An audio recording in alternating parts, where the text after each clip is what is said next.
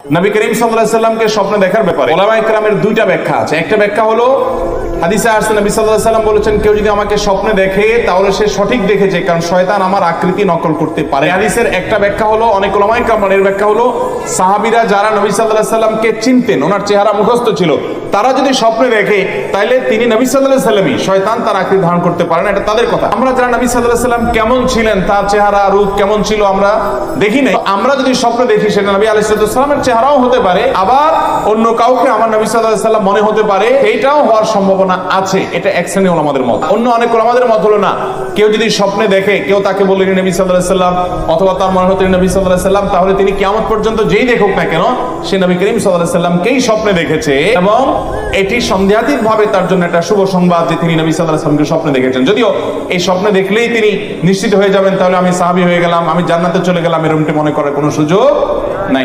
নবী করিম সাল্লাল্লাহু আলাইহি সাল্লামকে স্বপ্নে দেখার ব্যাপারে উলামায়ে কেরামের দুইটা ব্যাখ্যা আছে। একটা ব্যাখ্যা হলো হাদিসে আসছে নবী সাল্লাল্লাহু আলাইহি সাল্লাম বলেছেন, কেউ যদি আমাকে স্বপ্নে দেখে তাহলে সে সঠিক দেখেছে, কারণ শয়তান আমার আকৃতি নকল করতে পারে। হাদিসের একটা ব্যাখ্যা হলো, অনেক উলামায়ে কেরামের ব্যাখ্যা হলো, সাহাবীরা যারা নবী সাল্লাল্লাহু আলাইহি সাল্লামকে চিনতেন, ওনার চেহারা মুখস্থ ছিল, তারা যদি স্বপ্নে দেখে তাইলে তিনি নবী সাল্লাল্লাহু আলাইহি সাল্লামই, শয়তান তার আকৃতি ধারণ করতে পারে না, এটা তাদের কথা। আমরা যারা নবী সাল্লাল্লাহু আলাইহি সাল্লাম কেমন ছিলেন, তার চেহারা রূপ কেমন ছিল আমরা দেখি নাই, আমরা যদি স্বপ্নে দেখি সেটা নবী আলাইহিস সালামের চেহারাও হতে পারে, আবার অন্য কাউকে আমার নবী সাল্লাল্লাহু আলাইহি সাল্লাম মনে হতে পারে, এইটাও হওয়ার সম্ভাবনা আছে। এটা এক শ্রেণীর উলামাদের মত। অন্য অনেক উলামাদের মত হলো না, কেউ যদি স্বপ্নে দেখে কেউ তাকে বললেন নবী সাল্লাল্লাহু আলাইহি সাল্লাম, অথবা তার মনে হতেন নবী সাল্লাল্লাহু আলাইহি সাল্লাম, তাহলে তিনি কিয়ামত পর্যন্ত যেই দেখুক না কেন সে নবী করিম সাল্লাল্লাহু আলাইহি সাল্লামকেই স্বপ্নে দেখেছে, এবং এটি সন্দেহাতীত ভাবে তার জন্য একটা শুভ সংবাদ যে তিনি নবী সাল্লাল্লাহু আলাইহি সাল্লামকে স্বপ্নে দেখেছেন। যদিও এই স্বপ্নে দেখলেই তিনি নিশ্চিত হয়ে যাবেন তাহলে আমি সাহাবী হয়ে গেলাম, আমি জান্নাতে চলে গেলাম, এরকমটি মনে করার কোনো সুযোগ